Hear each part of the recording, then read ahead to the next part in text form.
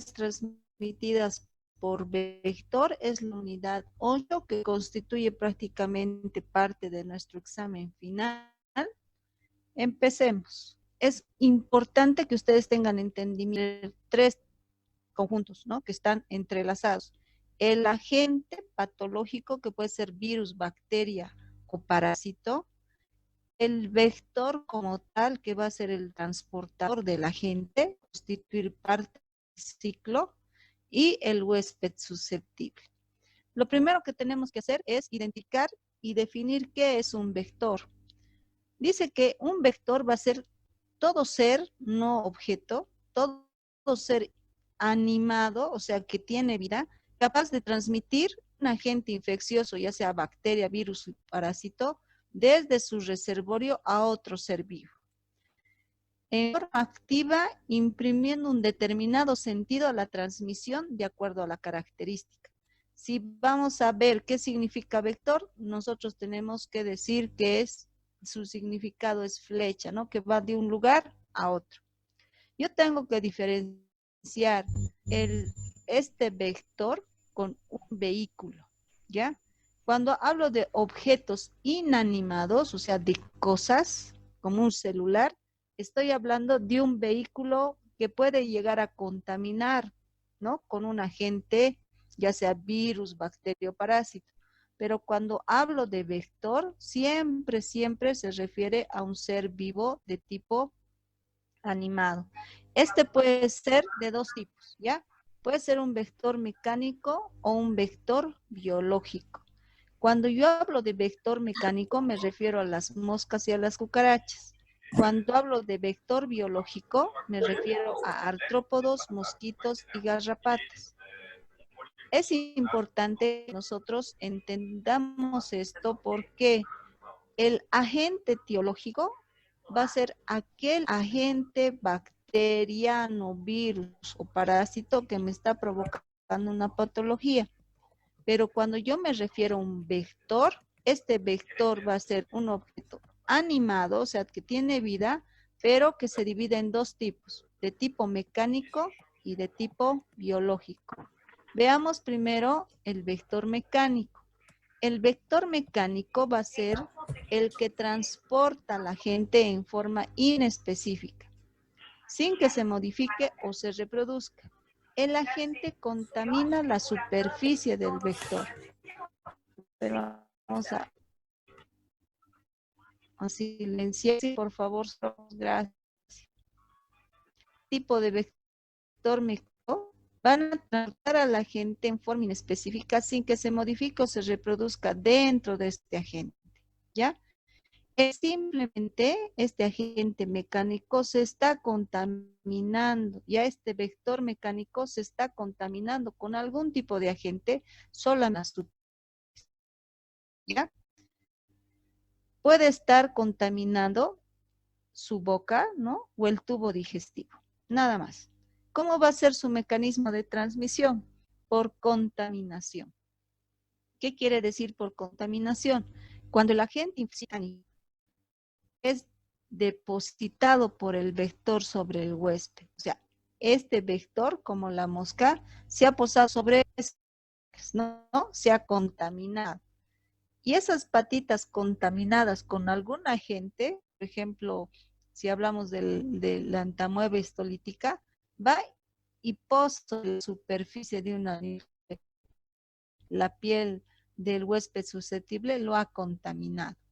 Es un mecanismo menos efectivo que depende de otras circunstancias para que ese agente, virus, bacteria o para entre en el organismo del huésped susceptible, ¿ya?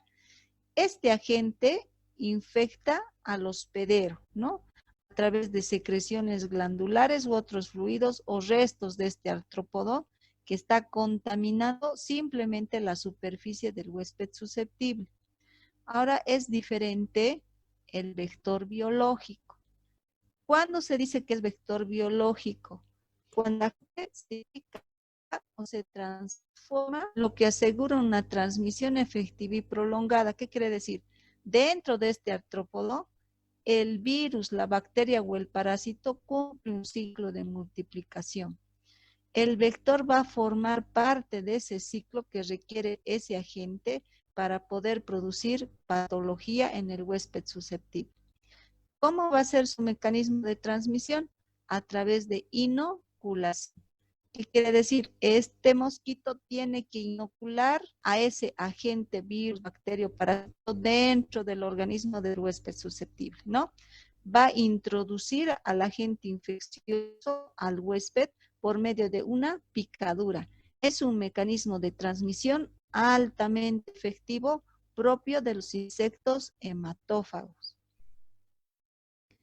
Voy a ver que la transmisión mecánica de multiplicación y desarrollo del agente patológico dentro del organismo del artrópodo. En la transmisión biológica sí requiere una multiplicación y desarrollo psíquico del agente, ya sea virus, bacterio, parásito, dentro del artrópodo, para que luego a través de la inoculación o la picadura transmita este agente al huésped susceptible, ¿no? Yo voy a tener dos tipos de poblaciones, una población humana y una población vectora, y están constantemente en relación cíclica. La población infectada va a tener relación con una población susceptible a través de un vector tanto susceptible como vector infectado. Va a haber contacto con los vectores y contacto con los humanos. Y los determinantes de transmisión van a ser los siguientes. Cuidado en el examen. ¿Cuáles son los determinantes de la transmisión entre la población humana y la población vectora? Pues los factores que están involucrados en la infección en ambas poblaciones. Abundancia del vector, factores ambientales, geográficos, presencia del parásito, de la bacteria o del virus, factores demográficos, biológicos, socioeconómicos, qué contacto va a haber entre el humano y el vector, qué factores biológicos, sociodemográficos y antropofágicos existen entre estos dos tipos de poblaciones. Ahora, yo voy a tener factores del vector para transmitir la enfermedad. ¿Cuáles son esos factores del vector? La persistencia del agente en el vector, o sea, ese virus, ese parásito o esa bacteria, ¿cuánto está persistiendo dentro de ese vector, dentro del mosquito? La antropofilia se relaciona al hecho de que este mosquito se necesita alimentar del ser humano a través de la picadura absorbiendo. La domesticidad. Estos vectores viven junto con el vector. ¿Qué tipo de vector conocemos? El biológico, que requiere el mecánico, que solamente hace transmisión, ¿no? Contaminación o inoculación. ¿Y cómo está esta abundancia de vectores, ¿no? ¿Se están reproduciendo de manera grande o se están reproduciendo de manera disminuida?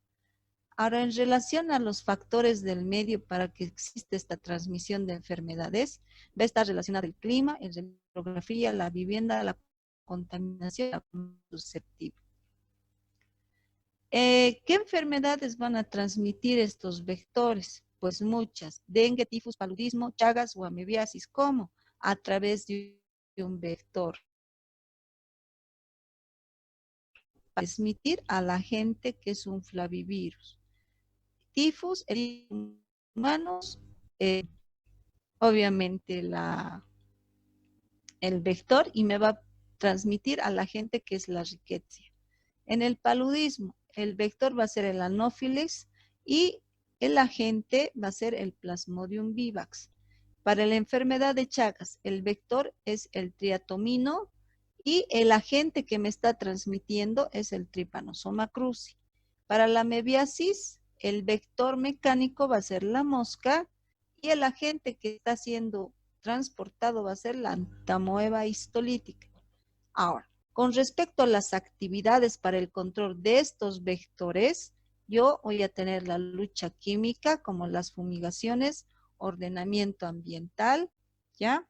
Voy a tener también el ordenamiento de aguas, de hábitats, la eliminación de los desechos, la reducción de fuentes donde se reproducen estos vectores y educación para la salud, que es la más importante.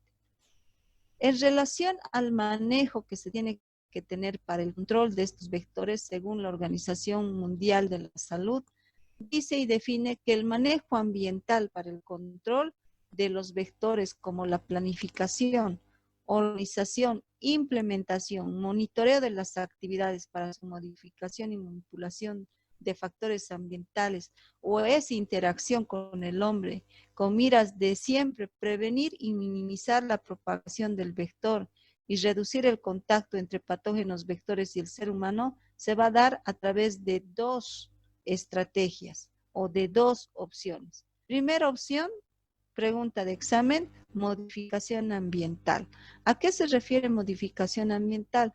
A cambios permanentes de la infraestructura que va a requerir una alta inversión de capital. A eso se refiere modificación ambiental. Otra estrategia es la manipulación ambiental. ¿A qué se refiere esta manipulación ambiental?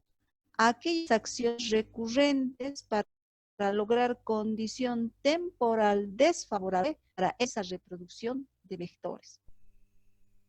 Hay una discapacidad que se da en años vida en los pacientes que enferman con esta cantidad de enfermedades por vector, la malaria, es una carga de morbilidad en miles de 42.200 para su mortalidad de 1.124. Otro ejemplo que podemos dar es la enfermedad de Chagas como la menor de todas las enfermedades, con una carga de morbilidad de 649 que me va a provocar una mortalidad simplemente de 13 por mil. ¿Ya? Y ahí vemos viendo los diferentes tipos de enfermedades y patologías con respecto a carga de morbilidad, tasa de mortalidad. Dentro de las enfermedades transmitidas por vector van a comprender un grupo heterogéneo que me van a provocar estos mosquitos, ¿no? Vectores, y me van a provocar tipos de patología involucrar a una gran variedad de patógenos relacionados a este tipo de vector. Por ejemplo, la malaria, dengue, zika, chikungunya, leishmaniasis y Chagas.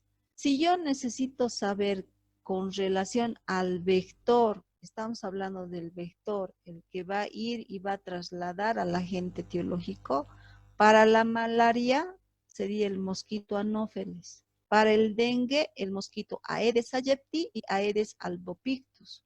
Para chikungunya, el mosquito Aedes aegypti y Aedes albopictus. A veces el Aedes aegypti también tiene relación con la malaria, pero a quien se reconoce más es al mosquito Anopheles. En relación al agente, que puede ser virus, bacteria o parásito, para la malaria, mi agente etiológico va a ser un parásito. Va a ser un tipo Plasmodium, ¿ya? Entre los tipos de Plasmodium yo conozco el Vivax, Falciparum, Malaria y Ovale. Para la patología del dengue, yo voy a tener un flavivirus, un virus tipo D, 3, 4, 0. Para chikungunya, igual un virus de tipo alfa virus o virus de chikungunya. Cuando yo debo ver el panorama epidemiológico con respecto de estas tres patologías, para la malaria, fíjense, a nivel mundial, África subsahariana, Papúa, Nueva Guinea, Islas Salomón, Brasil, India y Tailandia son los lugares donde más vamos a encontrar malaria. Para dengue, Cuba, México, Venezuela, toda la parte de América del Sur y Central, Brasil, Paraguay, Río de Janeiro y también Bolivia. Para la chikungunya, ¿no? Obviamente es una enfermedad que va a venir desde África y se ha extendido a Martinica, India, Indonesia, Malvinas, Francia, Italia y obviamente, ¿no? América del Sur. Y en un año donde ha hecho realmente mucho daño en América del Sur, el 2015 aproximadamente. Debemos entender, diferenciar sobre todo, ¿ya? el ciclo de vida del vector, el ciclo de vida del virus y cómo están relacionados los ciclos selváticos y urbanos en relación a diferentes enfermedades. Primero veremos el ciclo de la vida específicamente del vector. El mosquito va a poner los huevos, obviamente, los cuales van a producir larvas, luego van a hacer las pupas les va a tomar 3 días y luego van a ser adultos aproximadamente en 30 días, ¿ya? Y luego se va a repetir el ciclo del vector. En relación al ciclo del virus, ¿cómo va a ser? Primero, yo voy a tener al mosquito, que es el Aedes aegypti, ¿ya? Es una hematófaga que se va a alimentar con sangre de una persona contaminada, ¿ya? El virus va a ingresar en el organismo de este mosquito. Aquí se va a multiplicar en el interior de este mosquito y cuando se vuelva a alimentar para poder desovar los huevos, para que no estaba contaminado, que estaba sano. Este ser humano ha sido transmitido el virus y va a empezar a multiplicar dentro de su cuerpo y lastimosamente el ciclo va a seguir continuando y el mosquito va a ser el único que va a ser el transmisor de este virus.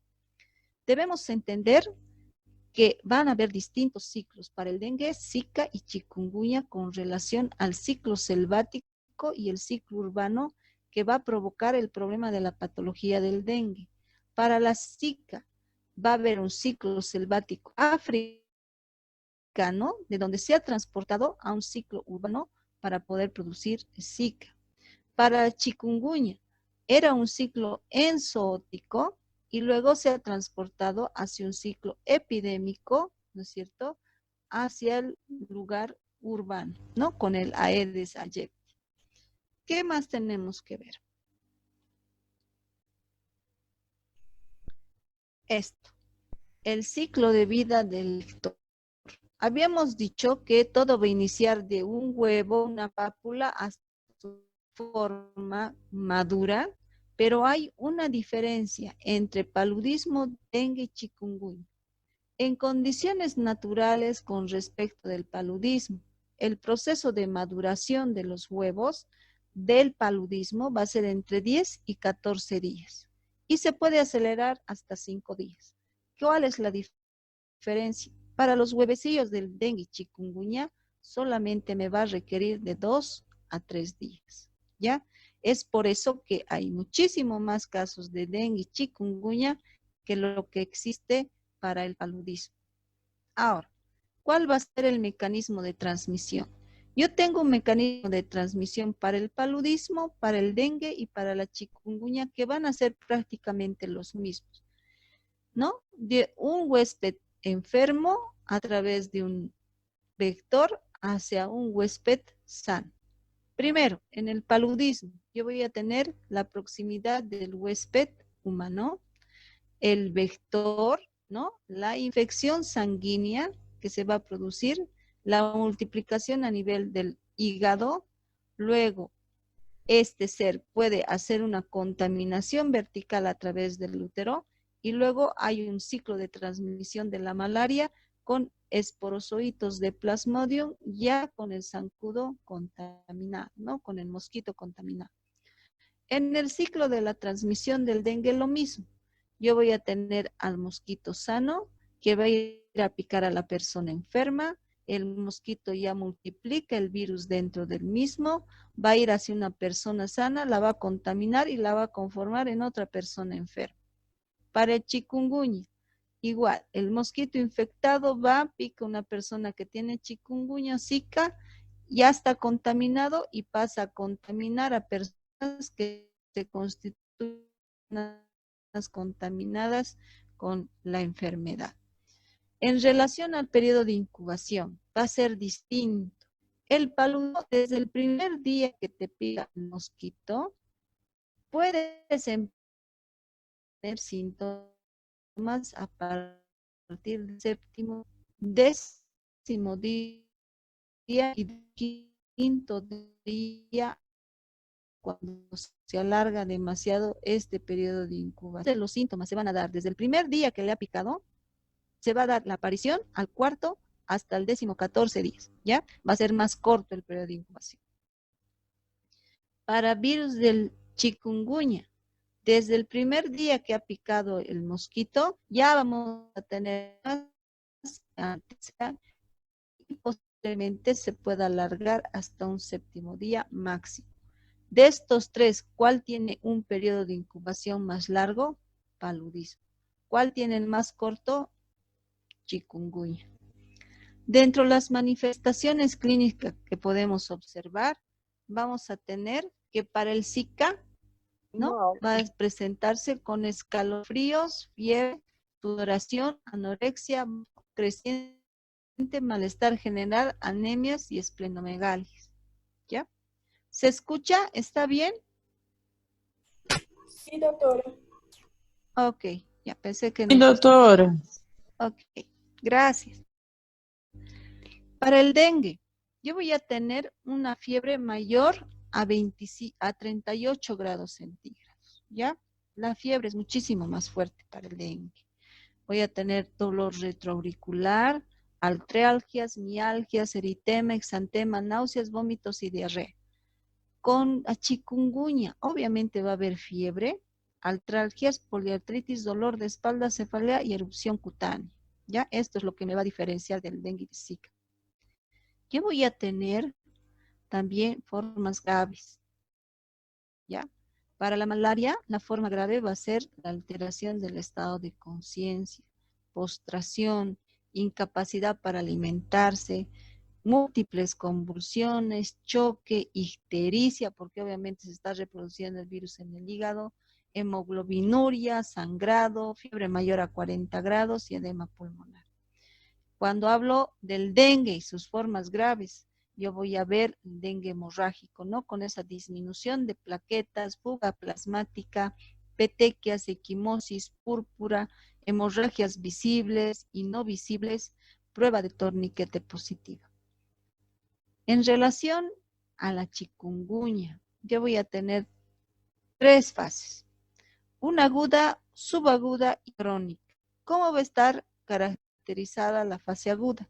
Con fiebre de 39, la mayoría de las veces, artralgias simétricas. ¿Qué quiere decir eso? Si le duele la rodilla derecha, también le duele la rodilla izquierda. Va a haber cefalea, dolor de espalda, miausis y vómitos. ¿Ya? De 3 a 10 días. Luego vamos a pasar a una fase subaguda de 2 a 3 meses de duración, inicio que ha dado por la tendinitis, ¿no? Ya va a haber una hipertrofia de muñecas, tobillos y síndrome, ¿no? Un síndrome, un conjunto de signos y síntomas que me está dando esta fase subaguda del chikungunya. Para la fase crónica, ¿no? Más allá de los 3 meses, ya me va a provocar artralgias, artropatías destructivas, fatiga y depresión. El laboratorio para el diagnóstico paludismo, dengue y chikungunya. Paludismo. Obviamente la gota gruesa es de sangre periférica porque se habla de un parásito. Dengue y chikungunya, como estoy hablando de un virus, pues tengo que utilizar antígeno, ¿no? Antígeno IgM y IgG. Obviamente los antígenos IgG y IgM y obviamente debo utilizar el PCR para poder saber si se han producido anticuerpos para este tipo de virus, ¿no? El antígeno de dengue y yo obviamente puedo hacer la prueba del torniquete. Para el chikungunya, yo puedo hacer el cultivo vírico, pero solamente los primeros 3 días. Luego yo me puedo ayudar del PCR y obviamente utilizar los antígenos IgM y IgG, ¿no? Más que todo el IgM. Y los anticuerpos neutralizantes después de los días 4 hacia los meses para poder diagnosticar la chikungunya. Para este tipo de enfermedades yo tengo que tener medidas de prevención y control, que es a lo que se dedica a la epidemiología también, ¿no?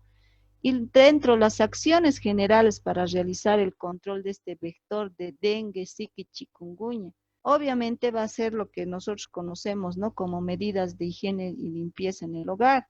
Por ejemplo, lavar con jabón y cepillo las piletas, las cisternas, tapar todo recipiente que contiene agua, voltear las cubetas que no tienen uso para que no se deposite agua, ni que se depositen ahí los huevos de los vectores, tirar aquellas botellas y llantas que han agua y que lo único que hacen es hacer basura, abrir puertas y ventanas para que obviamente las fumigaciones sean efectivas, tener limpios los floreros, obviamente llevar a los centros de acopio las llantas que ya no tienen utilidad, verificar el techo, el garaje, el jardín, las plantas donde se depositan huevos también, estos no a la basura. Esto es muy importante, parece simple, ¿no? Pero es muy importante y es lo que no estamos pudiendo lograr como población humana inteligente, pues seguimos teniendo todo multiplicándose todo el tiempo, ¿no? Todos podemos prevenir estas enfermedades que nos están provocando problemas, pero lo que más nos falta es la educación en salud. ¿Qué es lo que se ha implementado dentro de la educación en salud? Utilizar a las escuelas, utilizar a los maestros para que los niños tengan conocimiento y que ellos personalmente se encarguen de hacer este tipo de higiene en sus hogares. El riesgo del dengue se debe clasificar con los signos de alarma y choque, ¿no? Yo voy a tener signos de choque donde el paciente realmente va a estar muy comprometido y también signos de alarma que me van a dar esa alarma para poder llevar al paciente a que lo traten en el hospital. Si yo no tengo ningún tipo de signo que me alarme, ¿no? Yo voy a pertenecer al grupo A y al grupo B. Y vamos a ver aquí qué se hace con el grupo A y con el grupo B. Con el grupo A, yo no tengo signos de alarma, voy a tolerar vía oral simplemente los antipiréticos, que es el paracetamol, va a orinar normal el paciente y el manejo simplemente se tiene que dar en casa, ¿ya? Igual el grupo B, ¿no? Menores de 1 año y mayores de 60 años, que son mis grupos vulnerables. Si acaso no tolerarían la vía oral, pues yo los tengo que hidratar. Riesgo social, embarazo o ingreso hospitalario, pues yo tengo que ir y modificar mis criterios dependiendo si yo voy encontrando signos de choque o signos de alarma. Cuando estos signos de choque y alarma sí están presentes, estos pacientes van a corresponder a un grupo C, ¿ya? Porque tienen dengue con signos de alarma o dengue grave con signos de choque, ¿ya? Vamos a ver a quién corresponden los grupos C. C, paciente con signo de alarma, pero sin datos de choque. Tiene que tener la presencia de uno o más signos de alarma porque va a ser un manejo hospitalario. Y si hay un paciente con signos de alarma y datos de choque, por fuga de plasma, sangrado masivo, compromiso de órganos, como la hepatitis que se da en la malaria, miocarditis y encefalitis, pues se tiene que hacer el manejo en unidades de terapia intensiva. Ahora, existe igual que el coronavirus grupos de riesgo, ¿no? Comorbilidades y riesgo social. ¿Quiénes van a estar en estos grupos de riesgos para el examen? Embarazadas menores de 1 año, mayores de 60 años, ¿no? Hipertensión, diabetes mellitus, EPOC. Enfermedad renal, autoinmune. Riesgo social, tal vez el idioma diferente porque no pueden comunicarse, pobreza extrema, el estar solo y padres poco confiables con relación a pacientes en edad pediátrica. Ahora, lo que tenemos que hacer es hablar un poquito más del dengue, ¿no? ¿Qué es lo que está pasando con el dengue? ¿Y por qué es importante desarrollar este tema más que Zika, chikungunya? Porque dengue nos está dando tasas muy preocupantes en relación a su incidencia, tanto en Brasil como Bolivia y también en Paraguay. ¿Qué es el dengue? Dengue en realidad es una infección viral transmitida por Aedes aegypti, ¿ya? Que me va a dar síntomas y signos de tipo gripal con una evolución de cuadro grave, algunas veces que me van a provocar letalidad. Tiene una ¿no? Más de la mitad de la población está en riesgo. Sí corresponden esas poblaciones más que todo a clima tropical y subtropical, pero no es del todo cierto en este momento. ¿Por qué?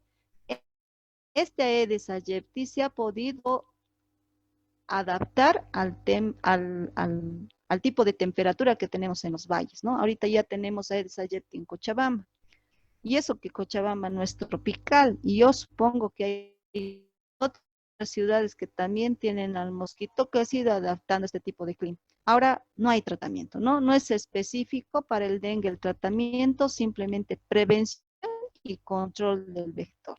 Este va a corresponder a un flavivirus.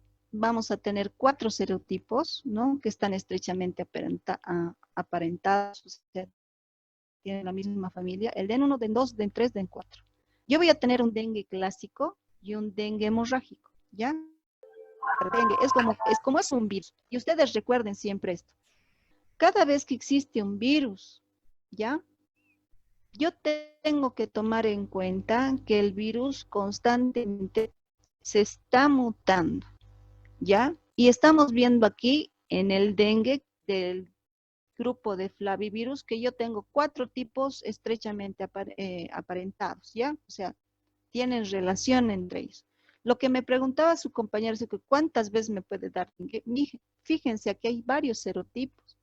Posiblemente tú hayas tenido un serotipo, luego hayas tenido otro serotipo, y qué es lo que pasa con los anticuerpos. Posiblemente estén simplemente sensibilizados para un serotipo que te ha dado, ¿ya? Y los otros 3 todavía quedan pendientes. Entonces, yo voy a clasificar al dengue como un clásico o como un tipo hemorrágico. Lo que nosotros conocemos es que después que te ha dado el dengue clásico, la segunda vez posiblemente sea grave porque ya te va a tocar el dengue hemorrágico, ¿no? Es lo que conocemos y hoy día vamos a terminar de entender. Va a haber una inmunidad cruzada, ¿ya? De tipo parcial y temporal con un aumento de riesgo. Es por eso que la primera vez no es tan grave y la segunda sí. Porque esta inmunidad, que es parcial y temporal, va a aumentar el riesgo en el sentido de cómo reacciona el cuerpo, ¿ya? Veamos. Hay estadísticas para el dengue. El 40% de esta población mundial está en riesgo de contraer la enfermedad. ¿Por qué? Porque no estamos pudiendo controlar la multiplicación del vector y no hay tratamiento, ¿no? Entre 50 y 100 millones de infectados tenemos al año a nivel mundial y 500,000 casos, ¿no? De dengue hemorrágico al año. 22,000 muertes al año y lastimosamente son niños. ¿Por qué? Que los niños juegan en el patio, van al río, no se cuidan, hasta el que papá le cuide, se duermen, le pica el zancudo, pues ya tenemos, ¿no es cierto?, una contaminación con el virus del dengue. Este virus va a ser de tipo ARN, va a tener una forma esférica de 50 nanómetros de diámetro, va a contener 10 proteínas, ¿ya? Luego voy a tener una parte central o core, una membrana, una envoltura y 7 sistemas no estructurales de antígenos y anticuerpos que les va a servir para poder acoplarse a nuestras células. ¿Ya? Obviamente va a tener una proteína de la nucleocápside, una proteína glicosilada transmembranal, que va a provocar esa hemaglutinación ser humano, que es el dengue hemorrágico, ¿ya? Ahora, si tenemos que conocer el vector del dengue, tendremos que siempre pensar en la Aedes aegypti falso. Solamente la hembra es hematófaga, el macho no. Solamente la hembra requiere del sangre del ser humano para poder desovar, ¿ya? Obviamente también hay otro tipo que es el albus, se alimenta principalmente en el día, este mosquito es de septiembre, en las mañanas y en las tardes, ¿no? Va a estar en relación a zonas urbanas y suburbanas y va a transmitir el virus a través de la inoculación cuando ella se está alimentando. Hemos dicho que la alimentación de este vector va a ser antropofílica. ¿Qué síndromes clínicos me van a provocar? Primero, debo diferenciar varios, ¿ya? Primero puede ser una fiebre intensa, luego dengue hemorrágico y síndrome de choque por dengue. Primero veamos la fiebre indiferenciada. Esta fiebre indiferenciada es la más común y tiene una transmisión silenciosa. Posiblemente el paciente al tercer día deje de tener fiebre y ni cuenta se han dado de que tenía dengue. Fiebre del dengue. Este es un poquito más florido en relación a su sintomatología. Me va a dar fiebre, dolor de cabeza, dolor muscular y articular, náuseas, vómitos, erupciones cutáneas y complicaciones como la encefalitis o encefalopatía. Yo después voy a tener otro tipo, ¿no? Fiebre hemorrágica. Ya voy a presentar petequias, púrpura, equimosis, sangrado gingival, nasal, gastrointestinal, aumento del flujo menstrual. Y esta fiebre hemorrágica posiblemente será entre el quinto y el séptimo día desde que nos ha picado el Aedes aegypti. A veces se presenta hematuria y complicaciones como encefalitis y encefalopatía, ¿no? Cuando hablamos de esta encefalopatía, ¿a qué me refiero? A que hay manifestaciones neurológicas. Del 1 al 5% de los casos tienen estas manifestaciones neurológicas, principalmente en los tipos 2 y 3.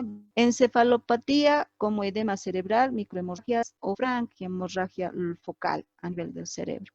O una encefalitis a través de los macrófagos que penetran la barrera hematoencefálica. Y esta es la peor de todas, ¿no? El síndrome de choque por dengue, ¿no? Se evidencia directamente una insuficiencia circulatoria y yo voy a tener 4 grados. El grado 1, grado 2, grado 3 y grado 4 con respecto de este síndrome. En el grado 1 va a haber fiebre y síntomas no específicos.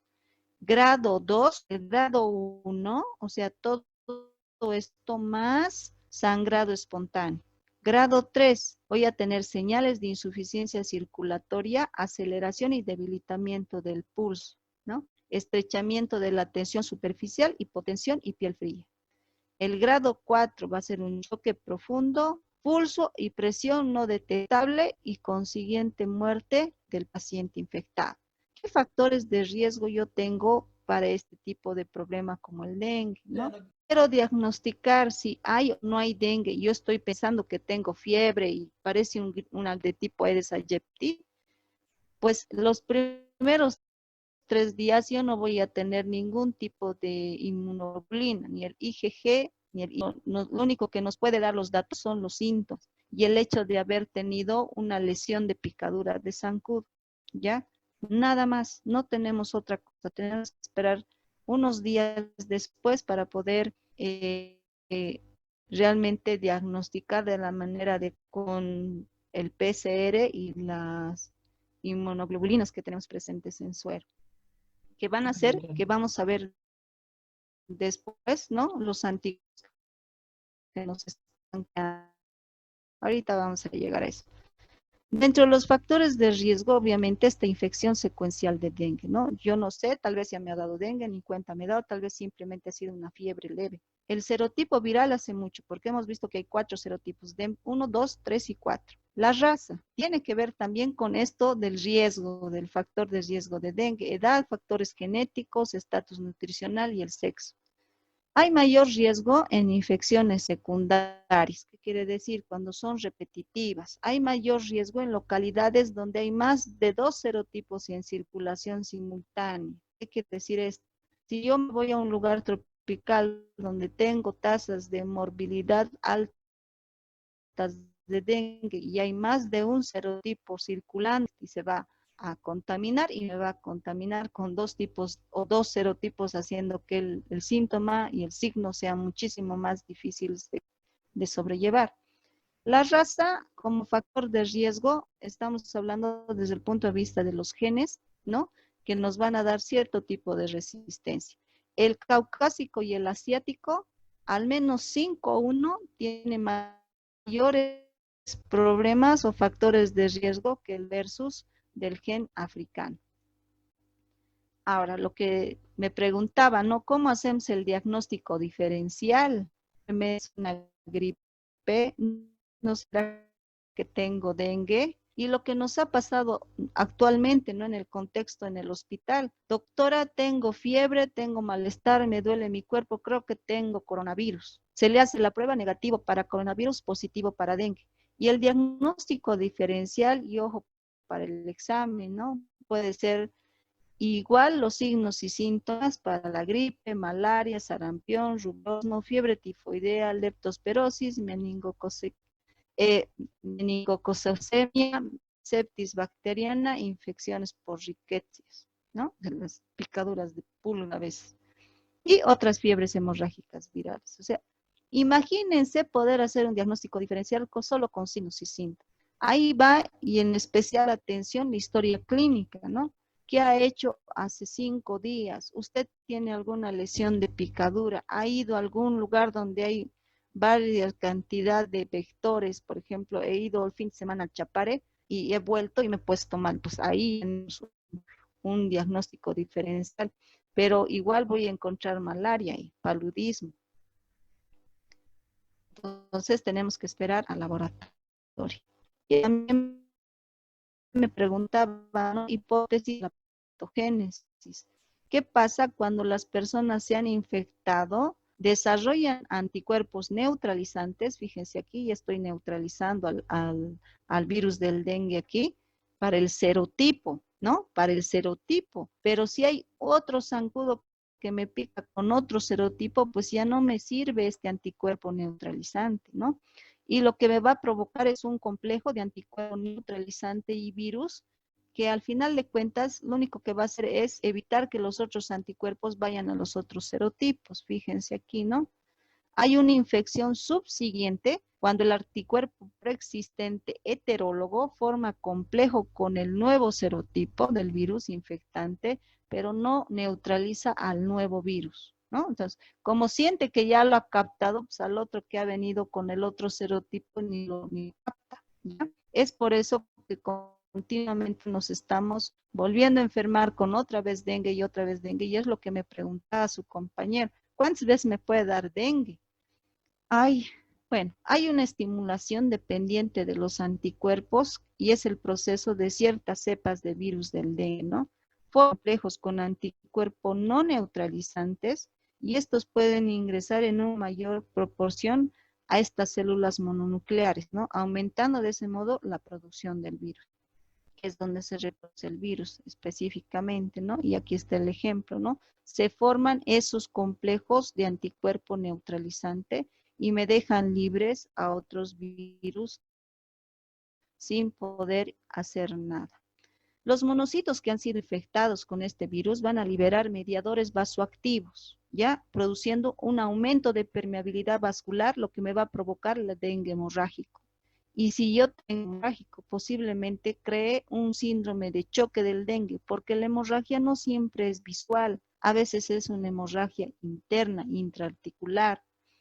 Y el serotipo del virus que está relacionado al dengue hemorrágico es el DEN2, DEN3, y a veces van relacionados con el DEN4 y el DEN1. No podemos saber qué tipo de DEN nos ha picado, pues habría que esperar el laboratorio. ¿Cuál es la patogénesis, no? El virus transmitido al hombre por la saliva del mosquito, ¿no? Que ha ido picando al hombre, va a hacer que se multiplique el virus en diferentes órganos del ser humano. El virus va a infectar el tejido linfático y luego el virus se va a liberar y va a circular en sangre y me va a provocar este problema de hemorragia. Un segundo mosquito va a venir y se va a alimentar de este ser humano que ya está contaminado, y el virus se va a reproducir en este mosquito, y una vez que se ha reproducido, cuando vaya otro ser humano sano, va a infectarlo a través de la lengua, ¿no? Ese es el ciclo que se produce en el dengue, ¿no? Otros fenómenos que van a contribuir es la replicación del virus dentro del vector, ¿no?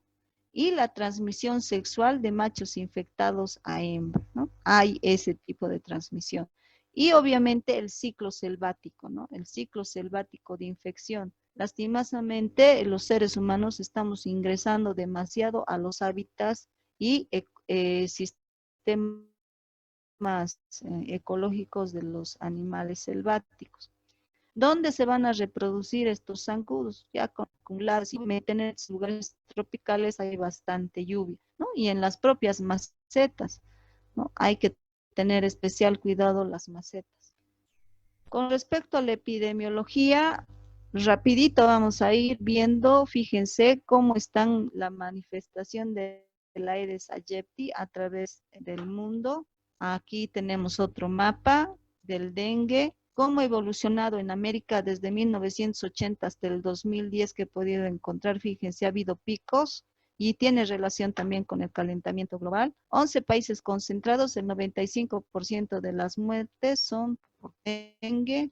¿Y qué debo hacer ante estas tasas de mortalidad? Vigilancia. Enfermedad reportable, debo notificar el caso con mi ficha epidemiológica y si esa clínica está muy activa, debo hacer un soporte de laboratorio, información temprana de ese serotipo que ha provocado el problema de dengue en el paciente y clasificarlo como gravedad.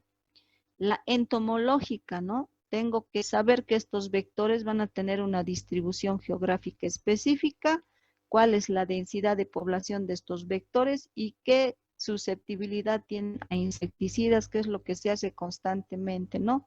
Hacer las fumigaciones. Bueno, ya hemos terminado con dengue, vamos a ver unas cuantas más de paludismo. ¿Qué es el paludismo? Obviamente estábamos retomando a la malaria, ¿no es cierto? Va el vector, aquí ya está resumido. ¿Qué es? El vector es Plasmodium, cómo se transmite, qué síntomas me va a dar como fiebre, que aparecen 10 a 15 días después, cuál va a ser su tratamiento antipalúdico y la prevención que se va a relacionar bastante con el problema de los vectores, ¿no? Aquí el concepto de malaria como manifestación clínica que se produce, ¿no? En las personas por primera vez infectadas, generalmente con fiebre, malestar general, cefalea, náusea, vómito, y el médico debe sospechar de esta infección después de algunos días de ocurrir estos síntomas, ¿no? Con respecto al dengue, ya lo hemos visto, estamos hablando del Aedes aegypti, el tipo de transmisión, los mosquitos hembra, los síntomas que me van a provocar, el tratamiento, ¿no? Del grupo ABC que hemos desarrollado hace un momento y la prevención que es la misma para los vectores. En relación al mapa de estratificación de dengue en Bolivia, lo último que tenemos es esto, ¿no? Estamos viendo dengue en Cochabamba, eso es lo que les estaba hablando, ¿no? Sucre, Chuquisaca, Tarija, ¿no? Lo mismo. Ya no está relacionado simplemente a aquellos territorios clasificados como tropicales. Del 2006 al 2016, fíjense, el 2009 ha sido el tope, ¿no? De casos de dengue. Para el 2020, es lo último que he podido sacar de los enlaces del SNIS. Fíjense, Santa Cruz tiene 3.009 casos, ¿ya? Santa Cruz, confirmados 4.774. Para Cochabamba, 256, pero como sospechosos, 1.700. Y es lo que teníamos, ¿no? Había pacientes que pensaban que tenían coronavirus, pero les hemos tenido que dar su ficha epidemiológica para dengue. Y lo mismo aquí, fíjense, ¿no? Aquí yo voy con dengue, ¿cuántos casos notificados se ha tenido para el 2018? Para el 2019 se ha duplicado, fíjense, y para el 2020 son 7.879. ¿Cuántos han fallecido el 2020 hasta el momento? 9. Y creo que todavía no se ha actualizado, ¿no? Porque hay un problema de actualizar los datos por semana epidemiológica. Esto, Chagas, es otro tipo de enfermedad que está producida por vector. ¿Qué es, no? La tripanosomiasis africana o mal de Chagas masa, enfermedad parasitaria tropical producido por el Trypanosoma cruzi. ¿No? Es que es el agente y el vector va a ser el Triatoma infestans, el Chagas. La transmisión, obviamente, de tipo inoculación, que me va a producir el chagoma, la inflamación en el sitio de entrada, produciéndome conjuntivitis, hinchazón de los párpados, y va a estar presente en 3 estados, ¿no? Una fase aguda, luego una fase intermediaria y subsiguiente una fase crónica que me va a provocar trastornos en diferentes, ¿no? Como el megacolon chagásico, la cardiomegalia, ¿no? Porque va a ir a destruir todo el sistema nervioso de estos órganos. ¿Cómo yo voy a prevenir, no? Mejorando la calidad de las paredes, de los techos, de las viviendas. Muy bien. Aquí tenemos la fase aguda, la fase subclínica y la fase crónica que les acabo de mencionar, ¿no? De 15 a 20 años después, ¿no? Va a haber alteraciones en el corazón, en el músculo liso, sobre todo en esófago y colon. Bolivia ha logrado disminuir significativamente la prevalencia de la enfermedad de Chagas. Ya no tenemos de los 154 municipios que tenían como endémico el Chagas, ahora solamente tenemos 9. Ha habido buenos programas. Con respecto de la leishmaniasis, ¿no? Vector zoonótico causado por protozoos de género Leishmania. El vector, el género Phlebotomos, fíjense, es otro tipo. Picadura de hembra, aparición de úlceras a través de la piel, y yo voy a tener 3 tipos de leishmaniasis, ¿ya? Perdón, 2. Va a haber un tratamiento tópico, va a haber prevención, exterminio de los perros vagabundos, rígido control de los perros que están sin hogar. La leishmaniasis va a ser de tipo cutáneo, ya difuso, y se va a distinguir por la presencia de úlceras únicas o múltiples redondeadas con bordes indurados. Esa es la manera de ver si es una úlcera, ¿ya? Que va a aparecer de 15 a 20 días después de la picadura del vector. Y la leishmaniasis visceral va a cursar con hepatoesplenomegalia, fiebre intermitente, pérdida de peso, anémica quexia. Los estados estadísticos para Bolivia, por ciento del territorio boliviano, más que todo en Yungas de La Paz, ¿no? Y obviamente aquí en el Chapare. Ahora, hay especies comunes en Bolivia como la Leishmania brasilensis, amazonenses, chagasi y lianzoni, ¿ya? La enfermedad va a corresponder a una antropozoonosis que llega al hombre por picadura de insecto infectado. Obviamente el parásito va a cambiar su forma en el aparato digestivo del vector y se va a transformar en promastigote en otra picadura del amastigote. Esto es lo que les estaba diciendo, ¿no? Va a haber el paso 1, el paso 2, vamos a infectar y luego otra vez se va a infectar otro insecto y después va a completar el ciclo para volver a infectar al ser humano. La leishmaniasis cutánea, con su forma, ¿no? Obviamente conocida como UTA en Perú, aquí la conocemos como leishmaniasis, la leishmaniasis mucosa, que se va a dar más que todo con la leishmaniasis brasilense, que va a provocar prurito, enrojecimiento, y la persona al rascar va a producir ese tipo de problemas, ¿no? De heridas que sangran fácilmente y que va a expulsar costras, ¿no? Y se va a presentar ulceración muy pronunciada que va a crecer en la superficie y va a empezar a profundizar hacia la mucosa. Y tenemos este tipo de leishmaniasis visceral, ¿no? También conocido como el clastar de Chagas, producido por la leche, va a haber una fiebre de larga duración, desnutrición, palidez, hepatomegalia, esplenomegalia, y obviamente va a llegar a afectar a la médula en ciertos casos. Lo mismo, ¿no? La leishmaniasis Chagas para el examen tiene relación con el perro, ¿ya? Dentro de su ciclo.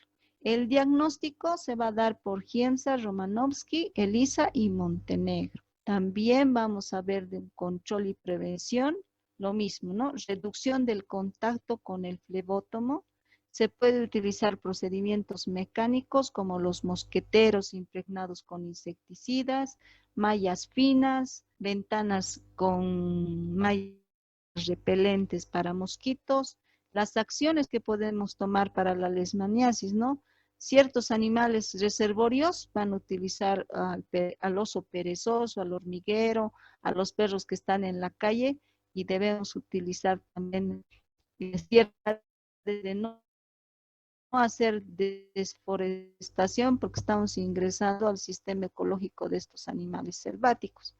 En la leishmaniasis visceral, el perro juega un rol determinante. Ya, esto es pregunta de examen siempre, y lo que se debe hacer es la eliminación, lastimosamente, de estos perros infestados, porque pueden presentar, ¿no es cierto?, un factor que va a ir en contra de la lucha de la transmisión de la leishmaniasis.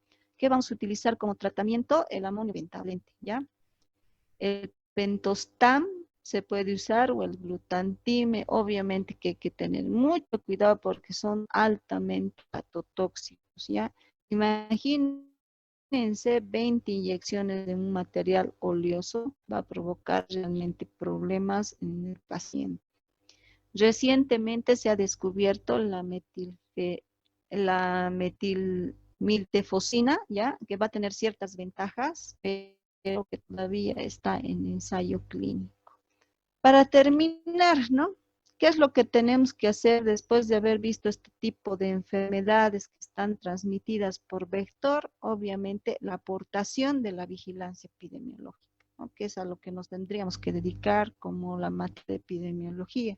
Vigilar la tendencia de la enfermedad. Como ustedes se han fijado, he visto los casos aumentando en los años.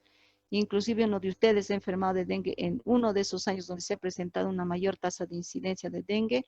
Y eso es lo que debemos utilizar para poder hacer más programas y más medidas de control y prevención para el control del vector. Debemos hacer un incremento de población susceptible. ¿En qué sentido poblaciones susceptibles? ¿No? Debemos vigilar a los niños, a nuestros ancianos, cuidarlos, darles, para aquellos que viven en el Chapare o lugares selváticos y tropicales, utilizar, ¿no? Esas medidas de control como utilizar los repelentes, las mangas largas, dejar de salir muy de mañana o ya al atardecer, que es donde salen los recursos alimentarios. Obviamente debemos conocer el desplazamiento de la población a áreas endémicas. Están yendo hacia un lugar tropical, lo primero que tienen que hacer es tomar las medidas de control y prevención. Obviamente, identificar señales tempranas de brote, ¿no? Tengo que ir y verificar mi caso para dar mi señal de vigilancia epidemiológica mediante mi ficha de denuncia epidemiológica. Debo identificar la prevalencia, incidencia y distribución de estas poblaciones, explicar la dinámica del proceso de transmisión, obviamente hacer educación en salud, identificar cambios en la situación epidemiológica, facilitar la respuesta, estudiar brotes, planificar e implementar servicios de control y atención médica en esos lugares, evaluar la efectividad de las transmisiones, vigilar la efectividad de la acción, ¿no? Con acceso, eficacia y oportunidad en el diagnóstico y tratamiento de estos pacientes. ¿Qué debo tener para vigilar epidemiológicamente este problema de enfermedades que se transmiten por vectores? Primero, identificar al insecto, identificar los casos en humanos y caracterizar o qué características medioambientales yo tengo en este sector para poder hacer mis mecanismos de control y prevención, ¿no? Finalmente, ¿no? Se debe prevenir todo este tipo de problemas, ¿no? De enfermedades que se transmiten por vector. El Ministerio de Salud ha trabajado con 345 sectores que son unidades educativas. ¿Para qué?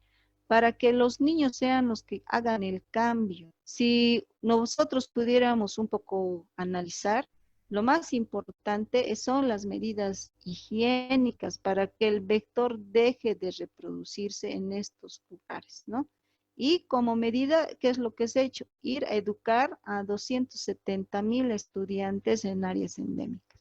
Y esperemos que esto funcione para que podamos hacer una mejor vigilancia epidemiológica y ustedes ya se han enterado estas enfermedades, contenido que tenemos dentro de los programas de nuestra querida universidad.